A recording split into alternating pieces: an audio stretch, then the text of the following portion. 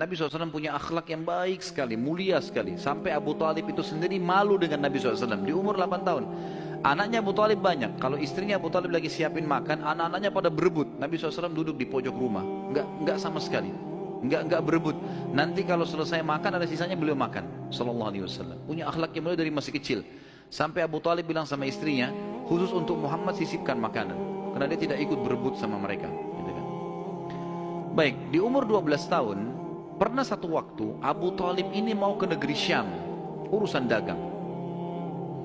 Pertama kalinya Nabi SAW, biasanya Nabi ini selalu pemalu, nggak banyak minta dan nuntut ke pamannya. Khusus pada saat itu Nabi SAW bergantung di bajunya Abu Talib, nggak mau lepasin. Pokoknya dia mau ikut. Abu Talib heran, nggak pernah Nabi SAW berperilaku begini. Musyawarah sama istrinya, nggak pernah Muhammad begini. Kenapa seperti ini? Pasti ada sesuatu gitu. Maka setelah musyawarah kayaknya dibawa aja deh. Dibawalah ke negeri Syam. Pergilah Nabi SAW bersama dengan Abu Talib dan kafilahnya. Pada saat mau tiba di negeri Syam, sebelum tiba di negeri Syam, kafilah ini melewatin sebuah gereja teman-teman sekalian. Dan di situ ada satu pendeta bernama Bahira. Dan ini riwayat Bukhari Muslim menceritakan masalah itu ya. Dan sampai sekarang di negeri Syam masih ada puing-puingnya gerejanya Bahira ini. Pada saat itu di zaman Nabi SAW ada gereja ini dan sampai sekarang masih ada sisa puingnya. Saya pernah lihat cuplikannya sendiri, ada sisa puingnya di negeri Syam. Tepatnya di Syria ya. Kemudian teman-teman sekalian, pada saat melewatin kafilah ini melewatin gereja, si Bahira ini kepala pendeta di gereja itu memang lagi nunggu informasi tentang Nabi terakhir nih. Dia ngeliat-liat di jendela gerejanya, setiap kafilah lewat dilihat sama dia, terutama yang dari Jazirah Arab. Secara kebetulan dengan hikmah ilahi lewat kafilahnya Abu Talib. Dan kafilah ini agak berbeda dengan yang lainnya. Kafilah itu berarti 3 unta ke atas ya, baru dinamakan kafilah. 3 ekor unta ke atas baru dinamakan kafilah.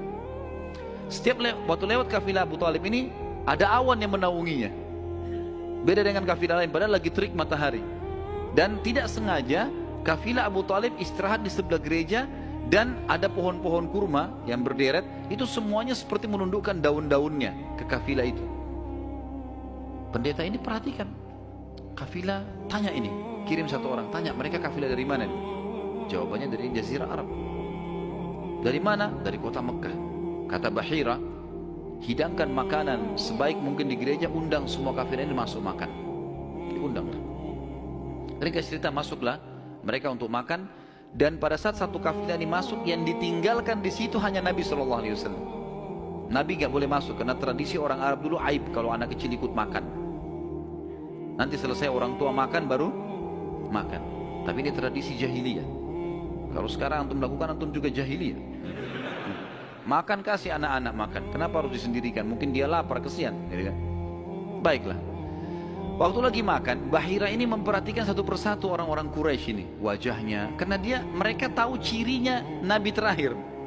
Alisnya, wajahnya, mukanya, kulitnya, jalur nasabnya, semua jelas.